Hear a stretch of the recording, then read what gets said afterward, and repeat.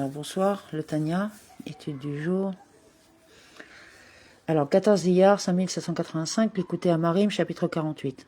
Après avoir caractérisé le moment de la sortie d'Égypte, comme l'expression de l'amour de Dieu pour le peuple juif. Le précédent chapitre a montré que, dans sa dimension spirituelle, cette sortie demeure un événement vécu quotidiennement par chacun. Et cet immense amour que Dieu prodigue doit répondre alors, comme dans l'eau le visage répond au visage. Un immense amour pour Dieu. Or, quand l'homme réfléchit, méditera sur la grandeur de l'infini divin, à savoir que, comme son nom l'atteste, ainsi est-il, il n'y a aucune fin ni limite et achèvement à la lumière et vitalité qui se répand de lui, par sa volonté qui est simple, c'est-à-dire qui échappe à toute définition. Pardon ? Quoi ? Elle est encore là, la voiture. Excusez-moi. Ah bon ? Et qui est uni avec son essence et son être dans une unité absolue. Appliquée à Dieu, la métaphore de la lumière employée par la Kabbale signifie que l'émanation est similaire à sa source et porte en elle l'infini divin, sans produire aucun changement en lui. Cependant, et à la différence de la lumière physique qui est une émanation spontanée de luminaire, la lumière divine ne se répand que par sa volonté et non par nécessairement. Mais dès lors qu'elle est porteuse d'infini, les mondes et les êtres finis ne peuvent, à partir d'elle, venir à l'existence directement. Les contractions préalables sont nécessaires. Et si la chaîne des mondes procédait de l'infinie lumière sans contraction, mais suivant une descente graduelle de degré en degré dans un processus de cause à effet, à l'image d'une chaîne dont les anneaux sont engagés les uns dans les autres. Les différents degrés d'une suite dite de cause à effet sont attachés l'un à l'autre dans la relation de causalité. Le degré supérieur, parce qu'il en est la cause, conserve avec le degré inférieur une commune mesure. Pensée et parole sont l'exemple d'un tel processus. Ce qui est exprimé par la parole résulte nécessairement d'une pensée. La pensée est ainsi la cause et la parole l'effet. Excusez-moi. Cette dernière est d'ores et déjà plus matérielle que la pensée, mais les deux sont pourtant étroitement liés et parallèlement constitués de l'être, de la pensée ou de la parole.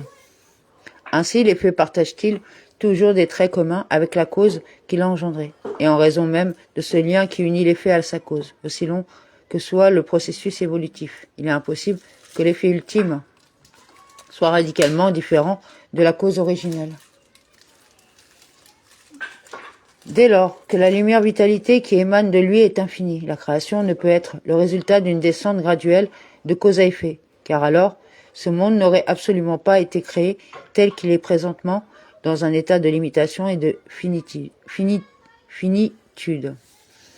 De la terre au firmament, il y a une distance de 500 ans, une distance finie, et de même entre chaque firmament, il y a pareillement une distance de 500 ans, et de même l'épaisseur de chaque firmament représente une distance de 500 ans.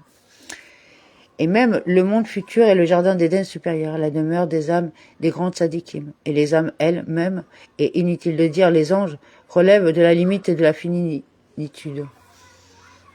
Et bien qu'il ait été dit précédemment au chapitre 39, que les âmes se délèguent de la perception de l'infinie lumière, il n'y a pas là de contradiction, car il y a une limite à leur perception de l'infinie lumière, qui les illumine en se revêtant de Chabad. Enseignement. Les âmes et les anges perçoivent l'infinie lumière en tant qu'elles se revêtent des séphirotes de Chabad de leur propre monde. Leur compréhension de la grandeur de l'infini divin est donc bien circonscrite. Et c'est pourquoi il y a une limite au plaisir qu'ils prennent dans le rayonnement de la Shirina et à leur délectation dans la lumière de Dieu. Dès lors que ce plaisir naît précisément de leur perception restreinte de l'infinie lumière, le plaisir éprouvé, aussi grand soit-il, demeure soumis à des limites. Car ils ne peuvent pas recevoir un profit et un plaisir infini vraiment, pour ne pas qu'ils ne s'effacent dans leur existence, retournant ainsi à leur source. Ainsi, tous les êtres créés, même ceux qui appartiennent au sommet spirituel, connaissent la finitude à la limitation. Pour que ces êtres finis soient créés à de l'infinie lumière, une descente graduelle de cause à effet n'est pas possible et des tsitsumim s'imposent. En effet, le tsitsum modifie la nature de la lumière. Celle qui en résulte n'a plus de commune mesure avec la lumière originelle. Seul le tsitsum permet donc la création d'êtres finis à partir de la lumière divine infinie. Amen.